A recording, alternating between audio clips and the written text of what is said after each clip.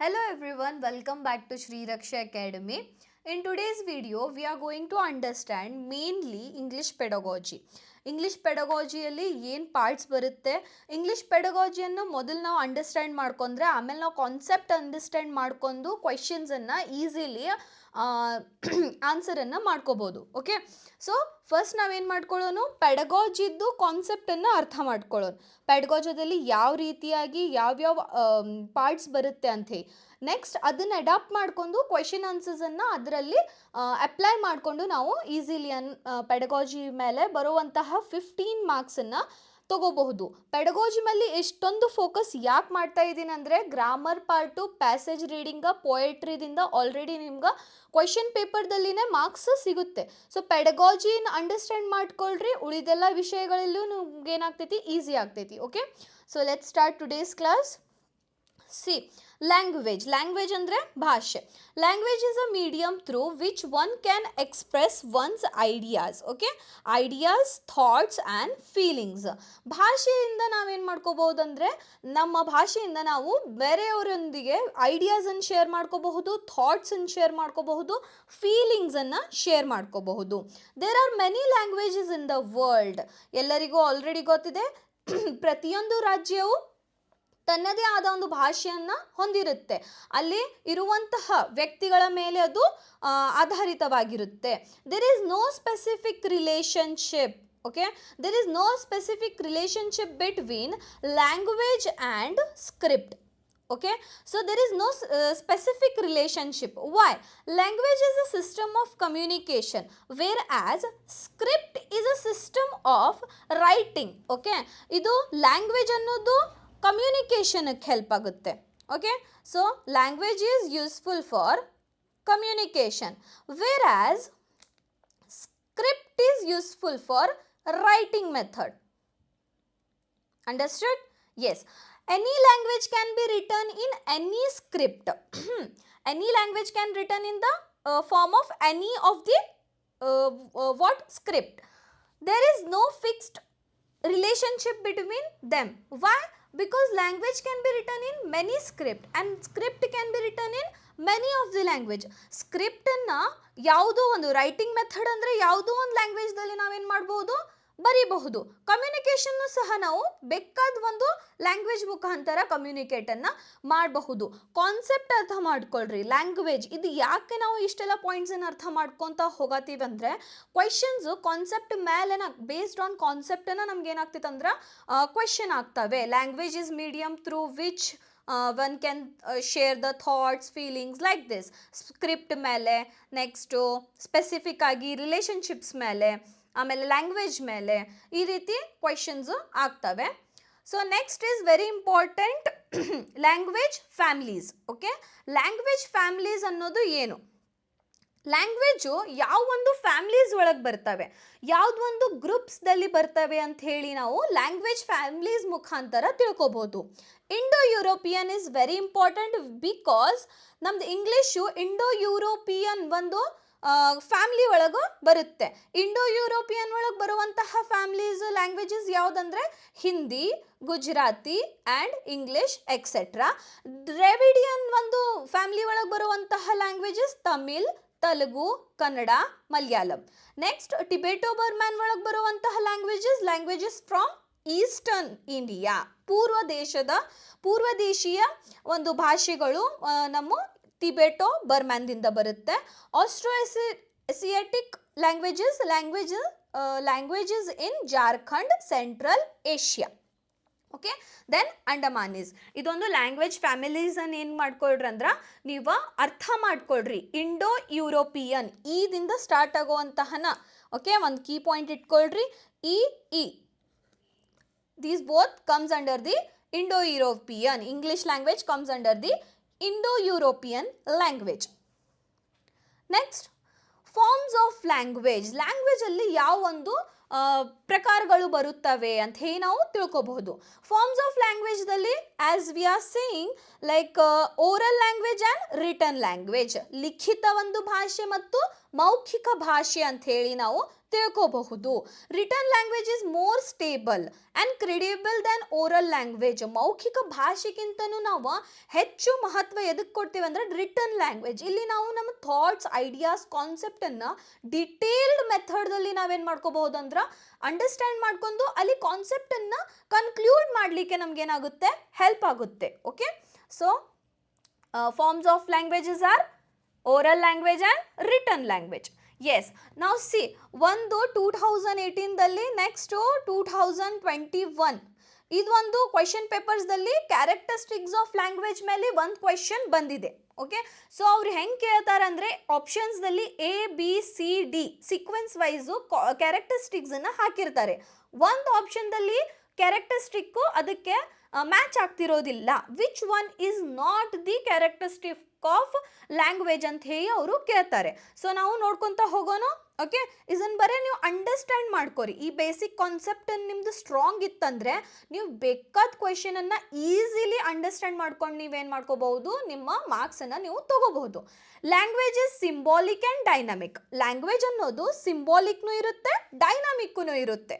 Means of communication. ನಾವೇನು ಮಾಡ್ಕೋಬಹುದು, language ಮುಖಾಂತರ ಕಮ್ಯುನಿಕೇಟ್ ಮಾಡ್ಕೋಬಹುದು ಬೇರೆಯವರೊಂದಿಗೆ. As we saw in the first slide ನಾವೇನು ನೋಡಿದ್ದು, ಥಾಟ್ಸನ್ನು ಶೇರ್ ಮಾಡಲಿಕ್ಕೆ, ಐಡಿಯಾಸನ್ನು ಶೇರ್ ಮಾಡಲಿಕ್ಕೆ, ಕಮ್ಯುನಿಕೇಷನ್ ಮಾಡಲಿಕ್ಕೆ ನಮಗೂ ಲ್ಯಾಂಗ್ವೇಜು ಇಂಪಾರ್ಟೆಂಟ್. ಓಕೆ, ಸಿಂಬಾಲಿಕ್ ಇರುತ್ತೆ, ಡೈನಾಮಿಕ್ ಇರುತ್ತೆ, ಕಮ್ಯುನಿಕೇಷನ್ ಮಾಡಲಿಕ್ಕೆ ಹೆಲ್ಪ್ ಆಗುತ್ತೆ. ಮೀಡಿಯಮ್ ಆಫ್ ಇನ್ಸ್ಟ್ರಕ್ಷನ್, ಸೂಚನೆಗಳನ್ನು ತಿಳಿಲಿಕ್ಕೆ ನಮಗೂ ಕ್ಯಾರೆಕ್ಟರಿಸ್ಟಿಕ್ಸಲ್ಲಿ ಲ್ಯಾಂಗ್ವೇಜು ಇಂಪಾರ್ಟೆಂಟ್ ಇದೆ. ಲ್ಯಾಂಗ್ವೇಜ್ ಇಸ್ ಆರ್ಬಿಟರಿ ಅಂದರೆ words are not naturally connected to the object. We use words only because people agree to use them. What is this? See, examples ಕೊಟ್ಟು ಹೇಳ್ತೀನಿ. ಒಂದು ಆಬ್ಜೆಕ್ಟನ್ನು ತಗೊಳ್ಳೋಣ. ಓಕೆ, ಒಂದು ಆಬ್ಜೆಕ್ಟು ಫಾರ್ ಎಕ್ಸಾಂಪಲ್ ಡಾಗನ್ನು ಬೇರೆ ಬೇರೆ ಭಾಷೆಯಲ್ಲಿ, ಕನ್ನಡದಲ್ಲಿ ನಾಯಿ ಅಂತೇವಿ, ಹಿಂದಿಯಲ್ಲಿ ಕುತ್ತ ಅಂತ ಹೇಳಿ ಕರಿತೇವೆ. ಓಕೆ, ಆದರೆ ನಮಗೆ ಅದು ಅನಿಮಲ್ ನಮ್ಗೆ ಹೇಳಿಲ್ಲ, ನಾಯಿ ನಮಗೆ ಹೇಳಿಲ್ಲ ನನಗೆ ನಾಯಿ ಅಂತ ಕರೀರಂತೆ. ಆದರೆ ನಾವು ಅದನ್ನೇನು ಮಾಡಿದ್ದೇವೆ, ಅದಕ್ಕೊಂದು ಹೆಸರು ಕೊಟ್ಟಿದ್ದೇವೆ. People decided to call that as a dog, as a ನಾಯಿ ಅಂತ ಹೇಳಿ. ಟೀಕೆ, ಸೊ ಇಲ್ಲಿ ನಾವೇನು ಯೂಸ್ ಮಾಡ್ಕೋತೀವಿ, ನಾವು ನಮ್ಮ ಭಾಷೆ ಮುಖಾಂತರ ಆಬ್ಜೆಕ್ಟ್ ಮೇಲೆ ಆರ್ಬಿಟರಿಯನ್ನು ಮಾಡ್ತೇವೆ. So this is called as language is ಆರ್ಬಿಟರಿ. ನಮ್ಮ ಒಂದು ಭಾಷೆಗಳ ಮುಖಾಂತರ, ಪದಗಳ ಮುಖಾಂತರ ನಾವೇನು ಮಾಡ್ಕೋತೀವಿ, ಯೂಸ್ ಮಾಡ್ಕೋತೀವಿ. Language is complex. ಭಾಷೆಗಳ ಪದಗಳ ಮಾನವ ಒಪ್ಪಿಗೆಯಿಂದ ಬಂದಿರ್ತವೆ. ಓಕೆ, ಭಾಷೆಯು ಸಂಕೀರ್ಣವಾಗಿದೆ. ಕಾಂಪ್ಲೆಕ್ಸ್ ಈಸ್ ನಥಿಂಗ್ ಬಟ್ ಸಂಕೀರ್ಣವಾಗಿದ್ದು ಅಥವಾ ಸಂಕೀರ್ಣವಾಗಿದೆ ಅಂತ ಹೇಳ್ಬೋದು. ಸಂಕೀರ್ಣ ಯಾಕಾಗಿದೆ, ಕಾಂಪ್ಲೆಕ್ಸ್ ಯಾಕಿದೆ? ಯಾಕಂದರೆ ಅನೇಕ ಭಾಗಗಳು ಒಂದು ಲ್ಯಾಂಗ್ವೇಜ್ನಲ್ಲಿ ಹೊಂದಿರುತ್ತೆ.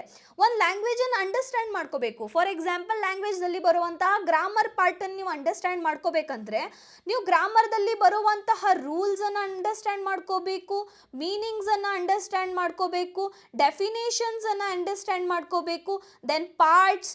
ಓಕೆ, ಸೊ ಈ ರೀತಿ. ಇಲ್ಲಂದ್ರೂ ಫಸ್ಟ್ ನಾವೇನು ಮಾಡ್ಕೋಬೇಕು, ಅಲ್ಫಾಬೆಟ್ಸನ್ನು ಅಂಡರ್ಸ್ಟ್ಯಾಂಡ್ ಮಾಡ್ಕೋತೀವಿ.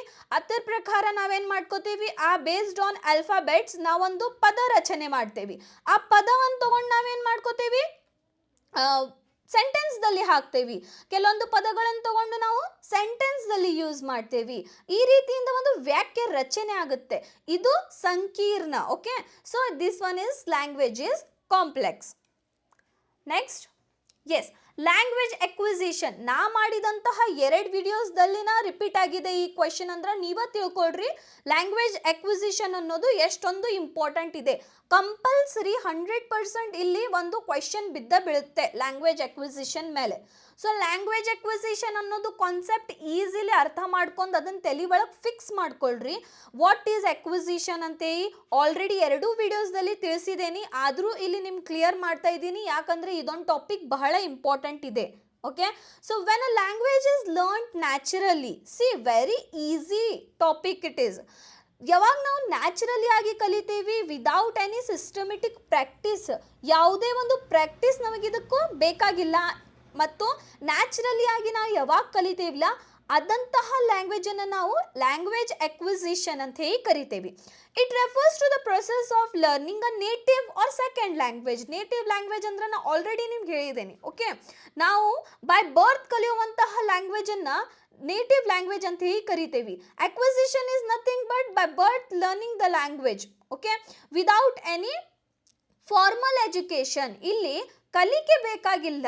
ಓಕೆ, ಸೊ ಯಾವುದೋ ರೀತಿಯಿಂದ ಫಾರ್ಮಲ್ ಎಜುಕೇಶನ್ ಪ್ರೊಸೆಸ್ ಇಲ್ಲದೇನ ನಾವೇನು ಮಾಡ್ಕೋಬಹುದು, ಇದೊಂದು ಲ್ಯಾಂಗ್ವೇಜ್ ಎಕ್ವಿಸಿಷನ್ ಅನ್ನ ಕಲಿಬಹುದು. It is un okay because it refers to the process of learning a native and second language because of the innate capacity of human brain. Human ಬ್ರೈನ್ದಲ್ಲಿ ಬರುವಂತಹ innate capacity ಮುಖಾಂತರ ನಾವು acquisition ಅನ್ನ ತನ್ನ ಮೆದುಳಿನಲ್ಲಿ ಏನು ಮಾಡ್ಕೊಂಡಿರ್ತೇವೆ ಅಂದ್ರೆ ಎಕ್ವೈರ್ ಮಾಡಿಕೊಂಡು ಲ್ಯಾಂಗ್ವೇಜ್ ಅನ್ನ ಕಲಿತೇವೆ. It is un unconscious process. ಇದನ್ನು ನಾವು ಕಾನ್ಶಿಯಸ್ ಮೆಥಡ್ದಲ್ಲಿ ಕಲಿಯೋದಿಲ್ಲ. ಅನ್ಕಾನ್ಶಿಯಸ್ ಪ್ರೊಸೆಸ್ ಇದೆ which occurs when language is used in a real conversation. ನಾವು ಮನೆಯಲ್ಲಿ ಮಾತನಾಡುವಾಗ ಹೆಚ್ಚೊಂದು ವಿಚಾರ ಮಾಡಿ, ನಮ್ಮ ತಾಯಿ ಜೊತೆ ಮಾತನಾಡುವಾಗ ಹೆಚ್ಚೊಂದು ಈ ರೀತಿನ ಮಾತಾಡಬೇಕು, ಈ ರೀತಿನ ಈ ಒಂದು ವಚನ ಯೂಸ್ ಮಾಡಿ ಒಂದು ಮಾತಾಡಬೇಕು, ಆದರೆ ಈ ರೀತಿನೇ ಮಾತಾಡಬೇಕು ಅಂತೇಳಿ ಒಂದು ರೂಲ್ಸ್ ಅಪ್ಲೈ ಮಾಡಿಕೊಂಡು ನಾವು ಅಲ್ಲಿ ಲ್ಯಾಂಗ್ವೇಜನ್ನು ಎಕ್ವಿಸಿಷನ್ ಮಾಡ್ಕೊಂಡು ಅಪ್ಲೈ ಮಾಡಿರ್ತೀವಿ. ಓಕೆ, ಸೊ ರೂಲ್ಸ್ ರೆಗ್ಯುಲೇಷನ್ಸ್ ಬೇಕಾಗಿಲ್ಲ. ಇದನ್ನು ನ್ಯಾಚುರಲಿ ಆಗಿ ನಾವು ಮಾತಾಡಲಿಕ್ಕೆ ಯೂಸ್ ಮಾಡುವಂತಹ ಒಂದು ಲ್ಯಾಂಗ್ವೇಜ್. ಫಾರ್ ಎಕ್ಸಾಂಪಲ್ ನೀವು ಏನು ನೆನಪಿಟ್ಕೊಡ್ರಿ ಅಂದ್ರೆ ಮದರ್ ಟಂಗ್ ನೆನಪಿಟ್ಕೋರಿ. Mother tongue is acquired language which is of the language acquisition. Okay, next language learning. Okay, language acquisition ಮುಗಿದ ಕೂಡಲೇನ ಲರ್ನಿಂಗ್ ಬಗ್ಗೆ ತಿಳ್ಕೊಳ್ರಿ. ಲರ್ನಿಂಗ್ ಈಸ್ ನಥಿಂಗ್ ಬಟ್ ಕಲಿಕೆ.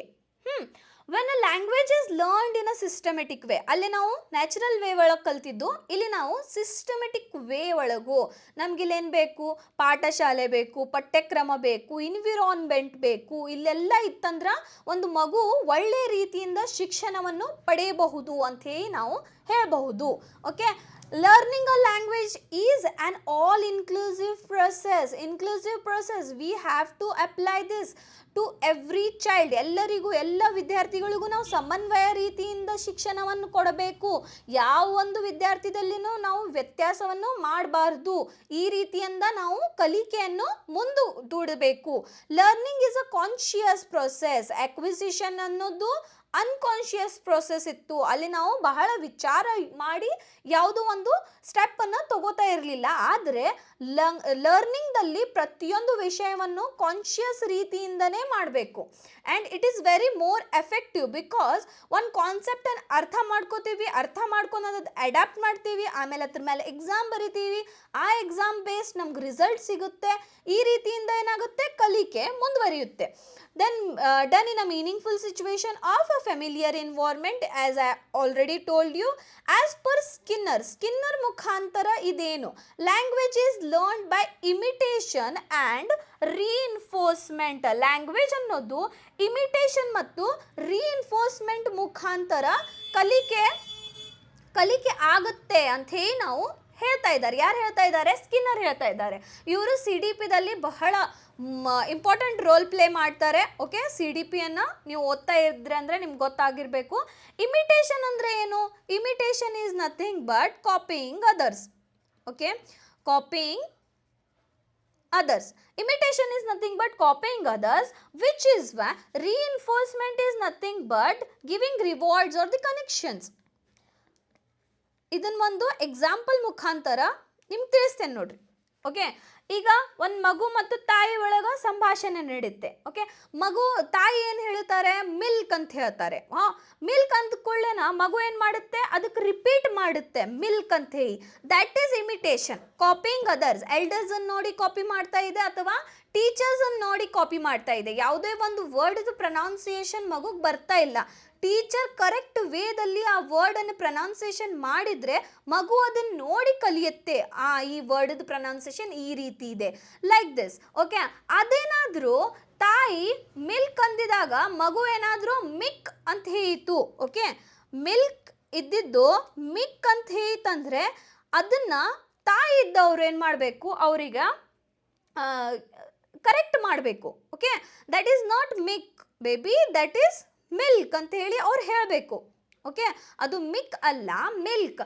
ಅವಾಗ ಏನಾಗುತ್ತೆ ತಾಯಿಗೆ, ಅವಾಗ ಮಗುಗೆ ಏನಾಗುತ್ತೆ, ಕರೆಕ್ಟ್ ನಾ ಮಾಡ್ತಿರೋದು ಒಂದು ವರ್ಡ್ದ ತಪ್ಪು, ಈ ವರ್ಡ್ ಹೇಳ್ತಾ ಇರೋದು ತಪ್ಪು, ನಾನೇನು ಮಾಡಬೇಕು, ಇದನ್ನು ಕರೆಕ್ಷನ್ ಮಾಡ್ಕೋಬೇಕಂತ ಹೇಳಿ ಬ್ರೈನ್ದಲ್ಲಿ ಅದನ್ನು ಡೆವಲಪ್ಮೆಂಟ್ ಮಗು ಮಾಡ್ಕೊಳ್ಳುತ್ತೆ. Grammar should be thought in meaningful context. Yes, grammar should be thought in meaningful sentence. Why this option is coming in this passage are coming in this slide ಅಂದರೆ, ಮೀನಿಂಗ್ಫುಲ್ ಕಾಂಟೆಕ್ಸ್ದಲ್ಲಿ ನಾವು ಪ್ರತಿಯೊಂದು grammar ಪಾರ್ಟನ್ನು ತಿಳಿಸ್ಬೇಕು.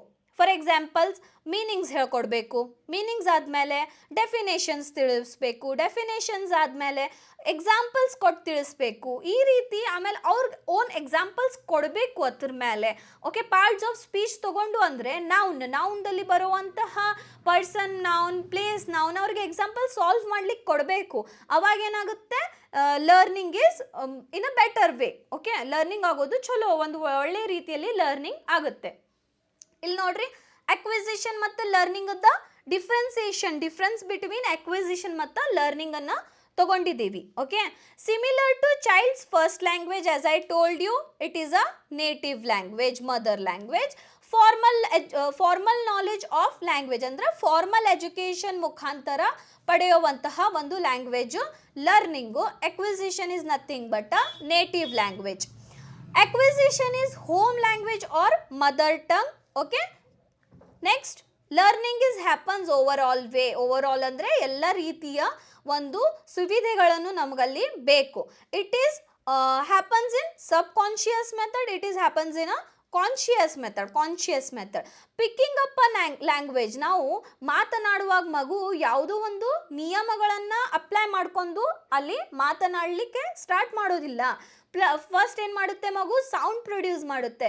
ಅದ್ರ ಜೊತೆ ನೀವೇನು ಮಾಡ್ರಿ, ಆಟ ಆಡೋವಾಗ ಏನಾದರೂ ಹೇಳ್ತಿರ್ತೀರಿ, ಅದಕ್ಕೆ ಹೇಳಲಿಕ್ಕೆ ಬರೋದಿಲ್ಲ, ಆದರೆ ಅದು ಯಾವ ರೀತಿ ಯಾವ್ದು ನಮ್ಮ ಜೊತೆ ರಿಯಾಕ್ಟ್ ಮಾಡುತ್ತೆ. ಈಗ ನಾವು ಅದ್ರ ಜೊತೆ ಹಾಡ್ತಿದ್ದೀವಿ, ಅದು ಅಂತೇಳಿ ನಮ್ಮ ಜೊತೆ ಸೌಂಡ್ ಪ್ರೊಡ್ಯೂಸ್ ಮಾಡುತ್ತೆ, ಆದರೆ ಅದಕ್ಕೆ ಅದೇ ಒಂದು ಹಾಡು ಹೇಳಲಿಕ್ಕೆ ಬರೋದಿಲ್ಲ. Okay, so that is picking up a language. Knowing about a language ಅಂದರೆ ಕಲಿಕೆಯಲ್ಲಿ ಒಂದು ಪಠ್ಯಕ್ರಮ ಆಧಾರಿತ ಇರುತ್ತೆ. ಆ ಪಠ್ಯಕ್ರಮ ಆಧಾರಿತ ಒಂದು ಪಾಠವನ್ನು ನಾವು ಕಲಿತೀವಿ. ಆ ಪಾಠ ಕಲ್ತಿದ್ದನ್ನು ನಾವೇನು ಮಾಡ್ಕೋತೀವಿ, ಕ್ವೆಶನ್ ಆನ್ಸರ್ಸ್ ಬಿಡಿಸ್ತೀವಿ. ಸೊ ಇಲ್ಲಿ ಒಂದು ಮೀನಿಂಗ್ಫುಲ್ ಸಿಸ್ಟಮೆಟಿಕ್ ವೇ ಒಳಗೆ ಕಲಿಕೆ ನಡೆಯುತ್ತೆ. Formal teaching does not help. Yes, formal education, formal teaching ಬೇಕಾಗಿಲ್ಲ. ಇಲ್ಲಿ ನಮಗೂ ಎಕ್ಸ್ಪ್ಲಿಟ್ ನಾಲೆಜ್ ಬೇಕಾಗಿರುತ್ತೆ. ಇನ್ಫಾರ್ಮಲ್ ಪ್ರೊಸೆಸ್ ಇರುತ್ತೆ, ಇದು ಒಂದು ಫಾರ್ಮಲ್ ಪ್ರೊಸೆಸ್ ಇರುತ್ತೆ. Okay, so very important, national curriculum framework, NCF. Okay, national curriculum framework 2005. According to national curriculum framework, ಇಂಗ್ಲೀಷದ ಒಂದು ಸ್ಟೇಜದ ಬಗ್ಗೆ ಅವರು ಹೇಳ್ತಾ ಇದ್ದಾರೆ. ಅಕಾರ್ಡಿಂಗ್ ಟು ಅಬ್ಸರ್ವೇಷನ್ ಏನು ಬಂದಿದೆ ಅಂದರೆ, English is second language. Okay, question 100% ಆಗುತ್ತೆ. English is second language according to NCF. But ತಿಳ್ಕೊಳ್ರಿ, ಮಲ್ಟಿಲಿಂಗ್ವಲ್ ಕಂಟ್ರಿ ಅಂತ ಬಂತಂದ್ರೆ English is a global language. Confuse ಮಾಡ್ತಾರ ಅವರು, ನೀವು ಕನ್ಫ್ಯೂಸ್ ಆಗಬಾರ್ದು. According to NCF, English is what, English is dash, English is this language, that language ಏನಾದರೂ ಕೇಳಿದ್ರ, according to NCF completely English is a second language.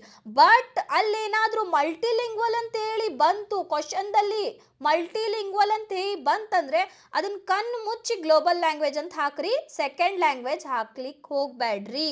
Okay, as per Indian constitution official language. Okay, Hindi article 343, ಇದು part 1 ಅಂತ ಬರಬೇಕು.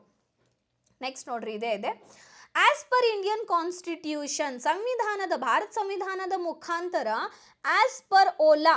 ಇಲ್ಲಿ ನೋಡ್ರಿ, ಒಂದು question continue 5 to 6 years question ಪೇಪರ್ಸ್ದಲ್ಲಿ ಇದು ಬಿದ್ದಿದೆ. OLA is nothing but official language act. Okay, ಇದಕ್ಕೆ ನಾವೇನು ಕರಿತೀವಿ, OLA. ಇದನ್ನ ಏನು ನೆನಪಿಟ್ಕೊಳ್ರಿ ಅಂದರೆ, ಓಲಾ ಇಲೆಕ್ಟ್ರಿಕ್ ಬೈಕ್ ಗೊತ್ತಿದೆ ಎಲ್ಲರಿಗೂ. ಎಸ್, ಓಲಾ ಅಂತೇಳಿ ಒಂದು ಬೈಕ್ ಹೆಸರಿದೆ, ನಿಮಗೂ ಗೊತ್ತಿರಬೇಕು.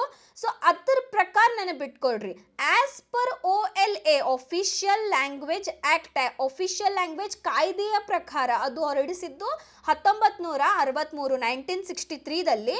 English is an associate official language. AOL, ಇಲ್ಲಿ ಕನ್ಫ್ಯೂಸ್ ಮಾಡ್ಕೋಬೇಡ್ರಿ.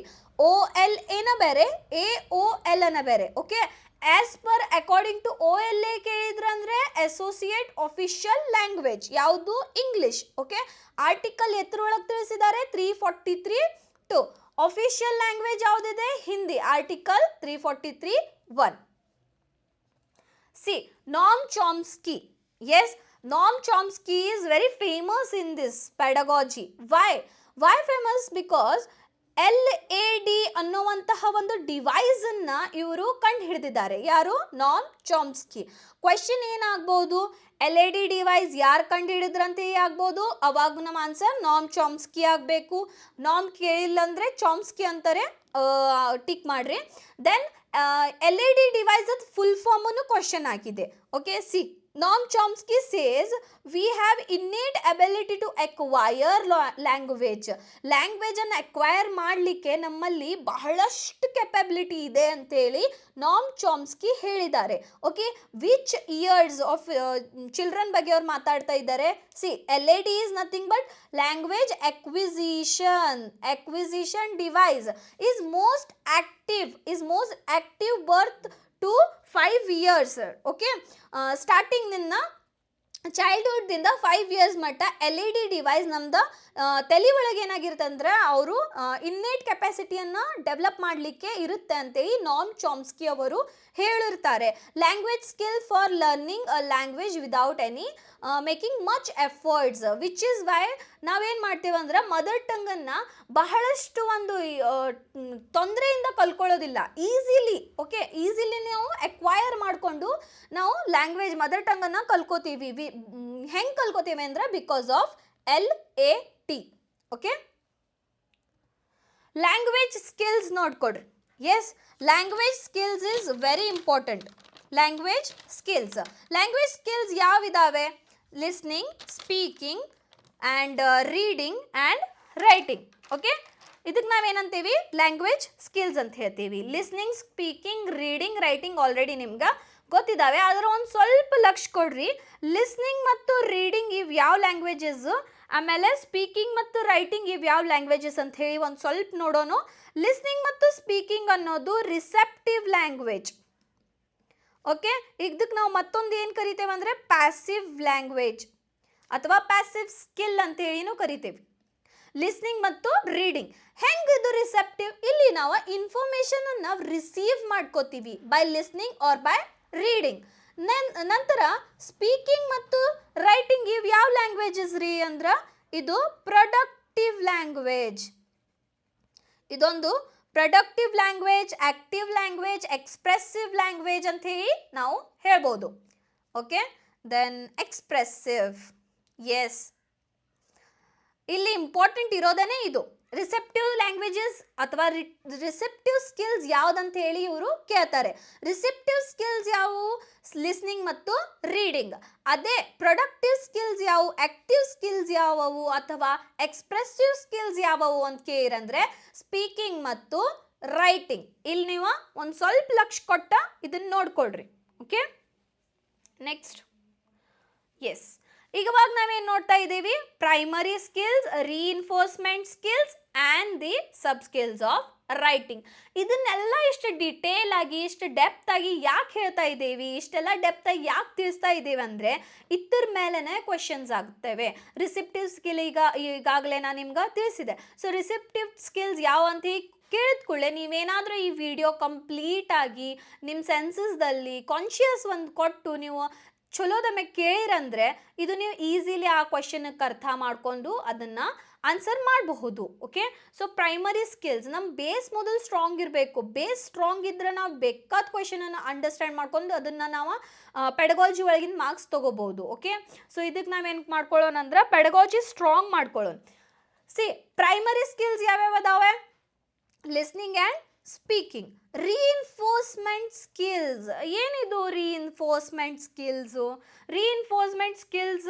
ಯಾವ್ಯಾವ ಇದಾವೆ ಅಂದರೆ ಸ್ಪೀಕಿಂಗ್ ಮತ್ತು ರೈಟಿಂಗ್. ಅದಕ್ಕಾಗಲೇ ನಾ ರಿಸೆಪ್ಟಿವ್ ಆಮೇಲೆ ಪ್ರೊಡಕ್ಟಿವ್ ಅಂತ ಕಲಿಸಿದೆಲ್ಲ, ಅದರಲ್ಲಿನ ನೀವು ಇದನ್ನು ಒಂದು ತಿಳ್ಕೊಳ್ರಿ. ಅದನ್ನು ಪ್ರೈಮರಿ ಸ್ಕಿಲ್ಸ್ ಯಾವ್ಯಾವ ಅದಾವೆ ಮತ್ತು ರೀಇನ್ಫೋರ್ಸ್ಮೆಂಟ್ ಸ್ಕಿಲ್ಸು ಸಹ ಯಾವ್ಯಾವ ಅದಾವೆ ಅಂತ ಹೇಳಿ ತಿಳ್ಕೊಳ್ರಿ. ಪ್ರೈಮರಿ ಸ್ಕಿಲ್ಸು ಆಮೇಲೆ ರೀಇನ್ಫೋರ್ಸ್ಮೆಂಟ್ ಸ್ಕಿಲ್ಸ್ದಲ್ಲಿ ಸ್ಪೀಕಿಂಗ್ ರೈಟಿಂಗ್ ಅನ್ನೋದು simple way. Okay, simple way ಒಳಗೆ we are applying force like speaking about something and applying to write it down.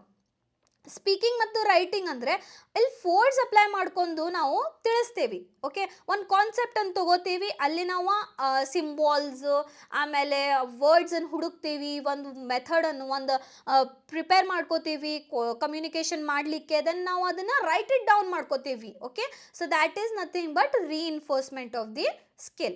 Sub-skills of writing is very important. See, transcribing and paraphrasing. What is transcribing and what is paraphrasing ante tilkolona.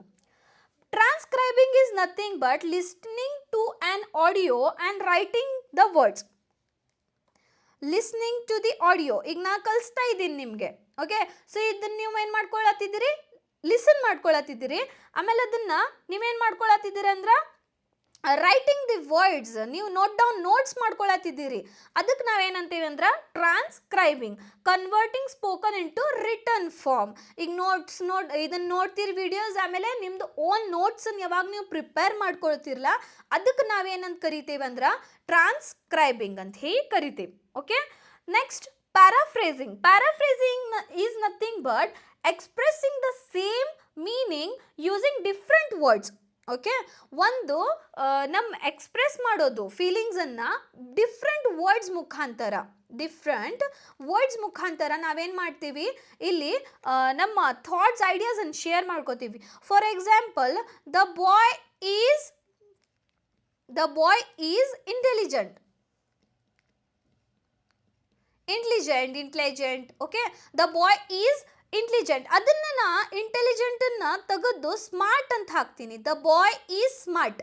That is paraphrasing. Understood? Yes. See, sub skills of reading. Sub skills of reading ಯಾವ್ಯಾವ ಅದಾವೆ? Prediction ಇದೆ ಮತ್ತು ಇನ್ಫೇರಿಂಗ್. ನಾವೀಗೇನು ತಿಳ್ಕೊಬೇಕು? Prediction ಅಂದರೆ ಏನು, then ಇನ್ಫೇರಿಂಗ್ ಅಂದರೆ ಏನು. Prediction is nothing but predicting the words or predicting the sentences, predicting the concept. Okay, ಕಾನ್ಸೆಪ್ಟನ್ನು ಪ್ರಿಡಿಕ್ಟ್ ಮಾಡ್ಕೊಳ್ಳೋದು. ಪ್ರಿಡಿಕ್ಟ್ ಅಂದರೆ ಊಹಿಸೋದು, ಊಹೆ. Okay, dark clouds in the sky. ಈಗ ಯಾರಾದರೂ ಹೇಳ್ತಾರೆ dark clouds in the sky, it may be raining today ಅಂತೆ. Okay, ಊಹೆ ಮಾಡ್ಕೊಳ್ಳೋದು. ಆದರೆ ಫ್ಯೂಚರ್ ಟೆನ್ಸ್ ಒಳಗೆ ಊಹೆ ಮಾಡ್ಕೊಳ್ಳೋದು ವೆರಿ ಇಂಪಾರ್ಟೆಂಟ್. ತಿಳ್ಕೊಳ್ರಿ, ಪ್ರಿಡಿಕ್ಟ್ ನಾವು ಫ್ಯೂಚರ್ ಟೆನ್ಸ್ ಮಳೆ ಆಗಬಹುದು ಅಂತೇಳಿ ಪ್ರಿಡಿಕ್ಟ್ ಮಾಡ್ತಾ ಇದ್ದೀವಿ. ಇನ್ಫೇರಿಂಗ್ ಏನು? ಊಹೆ ಮಾಡಿ ಅದನ್ನೇ ನಾವು ಅರ್ಥ ಮಾಡಿಕೊಳ್ಳುವುದು. ಊಹಿಸುವ ಮುಖಾಂತರ ನಾವು ಅದನ್ನೇ ಒಂದು ಅರ್ಥ ಮಾಡಿಕೊಳ್ಳುವ ಒಂದು ಪ್ರಕ್ರಿಯೆ. ಓಕೆ, ಇದು ಯಾವ ಒಂದು ಟೆನ್ಸ್ ಒಳಗಾಗುತ್ತೆ ಅಂದರೆ ಪ್ರೆಸೆಂಟ್ ಟೆನ್ಸ್ದಲ್ಲಿ. ಇದೊಂದು ಟಾಪಿಕ್ ಈ ರೀತಿಯೇ ಇದೆ, ಇದನ್ನು ಈ ರೀತಿ ಈ ಒಂದು ಇಕ್ವೇಶನ್ ಹಾಕಿ ಸಾಲ್ವ್ ಮಾಡಿದರೆ ನಮ್ಮದು ಆನ್ಸರ್ ಸಾಲ್ವ್ ಆಗುತ್ತೆ ಅಂತ ಯಾವ ರೀತಿಯಿಂದ ನಾವು ಈ ಒಂದು ಪ್ರೆಸೆಂಟ್ ಟೆನ್ಸ್ ಮೇಲೆ ನಾವೇನು ಮಾಡ್ಕೋತೀವಿ, ಇನ್ಫೇರಿಂಗ್ ಮಾಡ್ಕೊಳ್ತೀವಿ. Okay, so next one is reading include. Reading ಏನೇನು ಇನ್ಕ್ಲೂಡ್ ಮಾಡ್ಕೊಂಡಿರುತ್ತೆ? Loud reading, then silent reading. Loud reading ಅನ್ನಂದ್ರು ನಿಮ್ಗೆ ಗೊತ್ತಿದೆ, ಆಮೇಲೆ ಸೈಲೆಂಟ್ ರೀಡಿಂಗ್ ಅನ್ನೋದು ಸಹ ನಿಮ್ಗೆ ಗೊತ್ತಿರಬೇಕು. ಲೌಡ್ ರೀಡಿಂಗ್ ನಾವು ಜೋರಾಗಿ ಧ್ವನಿ ಮಾಡಿ ಎಲ್ಲ ಒಂದು ಶಬ್ದಗಳಲ್ಲಿ ನಾವು ಇಂಟೋನೇಷನ್ ಯೂಸ್ ಮಾಡಿ ನಾವೇನು ಮಾಡ್ಕೋತೇವೆ ಅಂದ್ರೆ ಅಲ್ಲಿ ಓದ್ತೀವಿ. ಓಕೆ, ಇದು ಬೇಸಿಕಲಿ ಎಲ್ಲಿ ಹೆಚ್ಚಿಗೆ ಯೂಸ್ ಆಗುತ್ತೆ ಅಂದರೆ ಲ್ಯಾಂಗ್ವೇಜ್ ಟೀಚರು ಕ್ಲಾಸ್ ರೂಮ್ ಒಂದು ಆ್ಯಕ್ಟಿವಿಟಿ, ಕ್ಲಾಸ್ ರೂಮ್ದಲ್ಲಿ ನಾವು ಯೂಸ್ ಮಾಡ್ತೀವಿ. ಸೈಲೆಂಟ್ ರೀಡಿಂಗು ಒಂದು ಕಾನ್ಸೆಪ್ಟನ್ನು ಅರ್ಥ ಮಾಡ್ಕೊಳ್ಳಿಕ್ಕೆ ನಮ್ಗೆ ಅರ್ಥ ಆಗಬೇಕಂದ್ರೆ ಸೈಲೆಂಟ್ ರೀಡಿಂಗು ಸಹ ನಾವು ಮಾಡ್ತೀವಿ. C the difference between the loud reading and the silent reading. ಏನಾಗುತ್ತೆ ಲೌಡ್ ರೀಡಿಂಗ್ ಮತ್ತು ಸೈಲೆಂಟ್ ರೀಡಿಂಗ್ದಿಂದ ಅಂದರೆ ಇಂಪ್ರೂವ್ ದಿ ಪ್ರೊನೌನ್ಸಿಯೇಷನ್. ಆಬ್ವಿಯಸ್ಲಿ ನಾವೇನು ಮಾಡ್ತೀವಿ, ಪ್ರತಿಯೊಂದು ವರ್ಡು, ಪ್ರತಿಯೊಂದು ಒಂದು ಮೀನಿಂಗ್ಸ್ ಮುಖಾಂತರ ಅದನ್ನು ಡಿಕ್ಟೇಟ್ ಮಾಡ್ಕೊತಾನೆ ಅಲ್ಲಿ ಲೌಡ್ ರೀಡಿಂಗ್ ಮಾಡುತ್ತೇವೆ. Improve speeds and concentration. Silent reading ಒಳಗೆ ನಾವು ಸ್ಪೀಡ್ಲಿ ಓದ್ತೀವಿ, ಯಾಕಂದರೆ ನಮಗೆ ಅರ್ಥ ಆದರೆ ಸಾಕು. Loud reading is helpful in short text reading and silent reading is helpful in long text reading. Yes, so ಇಲ್ಲಿಗ ನಿಮ್ದು ಇವತ್ತಿನ ಒಂದು ಕ್ಲಾಸು ಮುಗಿಯುತ್ತೆ. ಆಮೇಲೆ ಇದೊಂದು ಕ್ಲಾಸ್ದಲ್ಲಿ ನಾವೇನು ಮಾಡಿದ್ದೀವಿ ಅಂದರೆ ಕಂಪ್ಲೀಟ್ ಪೆಡಗಾಜಿಯನ್ನು ತಗೊಂಡಿಲ್ಲ, ಹಾಫ್ ಪೆಡಗಾಜಿಯನ್ನು ಕಂಪ್ಲೀಟ್ ಮಾಡಿದ್ದೀವಿ. ನೆಕ್ಸ್ಟ್ ಒಂದು ಬರುವಂತಹ ಕ್ಲಾಸ್ದಲ್ಲಿ ನಾವು ಇದ್ರ ಮುಂದಿನ ಭಾಗವನ್ನು ಕಂಪ್ಲೀಟ್ ಮಾಡೋಣ. Once the pedagogy is strong, okay, ಯಾವಾಗ ನಮ್ಮ ಪೆಡಗಾಜಿ ಸ್ಟ್ರಾಂಗ್ ಆಗುತ್ತೆ, ನೆಕ್ಸ್ಟ್ ಕ್ಲಾಸ್ದಲ್ಲಿ ನಾವೇನು ಮಾಡ್ಕೊಳ್ಳೋಣ ಅಂದರೆ ಪೆಡಗಾಜಿ ಬೇಸ್ಡ್ ಕ್ವೆಶನ್ಸನ್ನು ಸಾಲ್ವ್ ಮಾಡ್ಕೊಳ್ಳೋಣ. ಓಕೆ, ಸೊ ಪೆಡಗಾಜಿ ಬೇಸ್ಡ್ ಕ್ವೆಶನ್ಸನ್ನು ಸಾಲ್ವ್ ಮಾಡಲಿಕ್ಕೆ ಅವಾಗಾದರೂ ನಮ್ಗೆ ಈಸಿ ಆಗುತ್ತೆ, ಯಾಕಂದರೆ ಆಲ್ರೆಡಿ ನಮ್ಮ ಪೆಡಗಾಜಿ ನೋಟ್ಸ್ ಸಿಕ್ಕಿರ್ತವೆ. ಪೆಡಗಾಜಿ ಬೇಸ್ಡ್ ಆನ್ ನಮ್ಗೆ ಕಮ್ಯುನಿಕೇಷನ್ ಎಲ್ಲ ಮಾಡ್ಲಿಕ್ಕೆ ಈಸಿ ಆಗುತ್ತೆ, ಪ್ರತಿಯೊಂದು ಕ್ವೆಶನನ್ನು ಅರ್ಥ ಮಾಡ್ಲಿಕ್ಕೆ ನಮ್ಗೆ ಈಸಿ ಆಗುತ್ತೆ. ಸೊ ಈಸಿಲಿ ನಾವೇನು ಮಾಡ್ಕೋಬೋದು, ಪೆಡಗಾಜಿ ಬೇಸ್ಡ್ ಕ್ವೆಶನನ್ನು ಸಾಲ್ವ್ ಮಾಡ್ಕೋಬೋದು. ನಮ್ಮ 15 ಮಾರ್ಕ್ಸನ್ನು ನಾವು ಫಿಕ್ಸ್ ಮಾಡ್ಕೋಬಹುದು. ಓಕೆ, ಇದರಾದ್ಮೇಲೆ ಏನು ನಮ್ದು ಪೆಡಗಾಜಿ ಬರುತ್ತೆ, ಪೆಡಗಾಜಿ ಮುಗಿದ ಕೂಡಲೇ ನಾವೇನು ಮಾಡೋಣ ಅಂದರೆ ನೆಕ್ಸ್ಟ್ ಕ್ವೆಶನ್ ಸಾಲ್ವ್ ಮಾಡಿ ನಾವು ಪ್ಯಾರಾಗ್ರಾಫ್ ರೀಡಿಂಗ್ ಅಂತ ತಗೊಳ್ಳೋಣ. ಓಕೆ, ಪ್ಯಾರಾಗ್ರಾಫ್ದಿಂದ ಯಾವ ರೀತಿ ಕ್ವೆಶನ್ಸ್ ಬರುತ್ತೆ, ಪ್ಯಾರಾಗ್ರಾಫ್ದಿಂದ ನಾವು ಯಾವ ರೀತಿಯಿಂದ ಸಾಲ್ವ್ ಮಾಡಬೇಕು, ಅದು ಮುಗಿದ ಕೂಡಲೇ ಪೊಯೆಟ್ರಿ ಸಾಲ್ವಿಂಗ್ ನಿಮ್ಗೆ ತಿಳಿಸ್ಕೊಡ್ತೀನಿ. ಸೊ ಯಾರೆಲ್ಲ ಇನ್ನೂ ವರೆಗೂ ಸಬ್ಸ್ಕ್ರೈಬ್ ಮಾಡಿಲ್ಲ, ಸಬ್ಸ್ಕ್ರೈಬ್ ಮಾಡ್ಕೊಳ್ರಿ. ಈ ಒಂದು ವಿಡಿಯೋಗೆ ಲೈಕ್ ಮಾಡಿರಿ, ಶೇರ್ ಮಾಡಿರಿ, ಕಾಮೆಂಟ್ ಮಾಡಿರಿ. Okay, so prepare well for your exams. Bye bye, take care.